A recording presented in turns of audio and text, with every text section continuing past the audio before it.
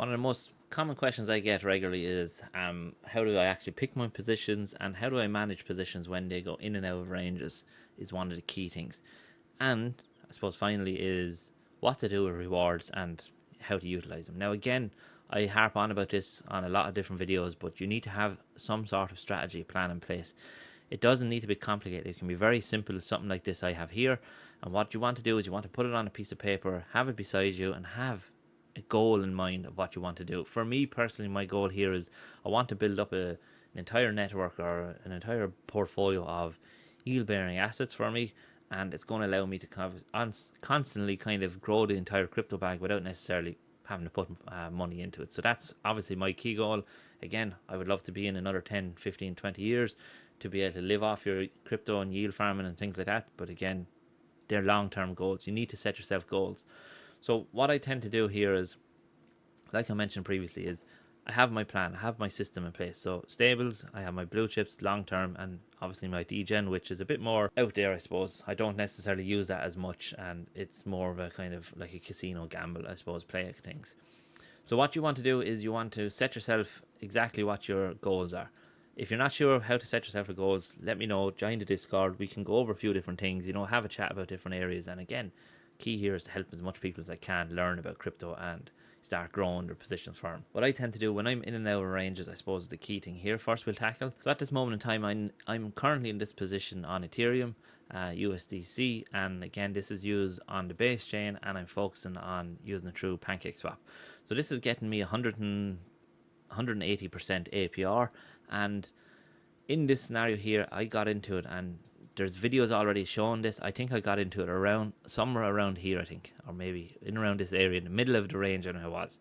So I was happily farming this, and overall, as it is going to be built into one of my systems where it's stables and blue chip, but its focus is for cash flow, simple and straightforward. So what I'd do is I'd use the rewards from this to either get into new positions or grow from there. Sorry, no.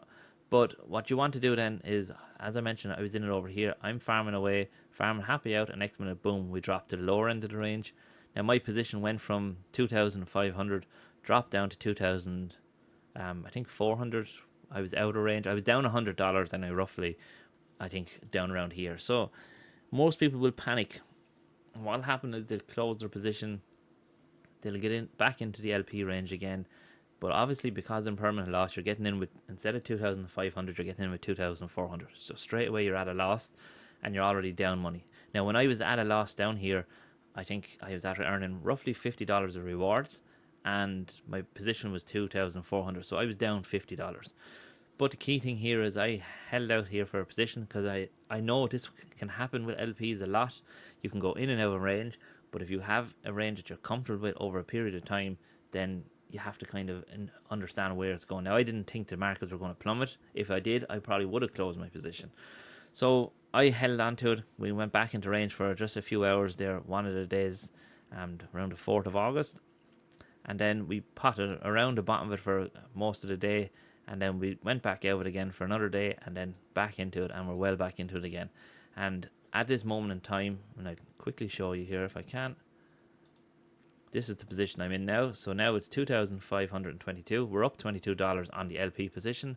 I've generated $81 rewards, and it's 158% of an APR. So definitely massive incentive there to hold. It is 81. I've nearly earned $100 here in this position without having to do anything. Most people will argue you could have traded that. I'm no good at trading, simple and straightforward. So hence why I focus on LPs and positions like that. And I think that is one of the key things. If we go out of range to the top here, I'll be positive, obviously. I'll close my position. I'll take the 2,500 and put it aside. Whatever profit is there goes back in, and pretty much it's cash flow to either long-term bags or building out more positions in my DeFi portfolio. That is one of the key things you need to be doing, and key things you need to be paying attention to is having some sort of plan in place. Don't just throw money into high APR positions and leaving it from there.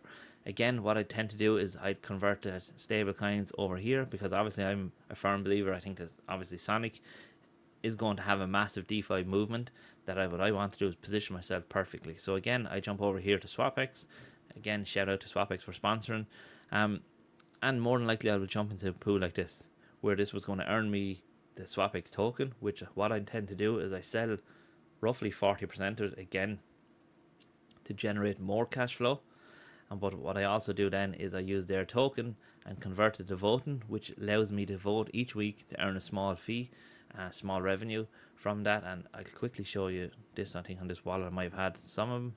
I only have a small NFT on this, so there's only 16 cents. But pretty much each week you can vote on different pools. From this revenue that's generated on other accounts that I have, what happens then is it goes into my blue chips compounding. So you can see here I'm earning on top of earnings.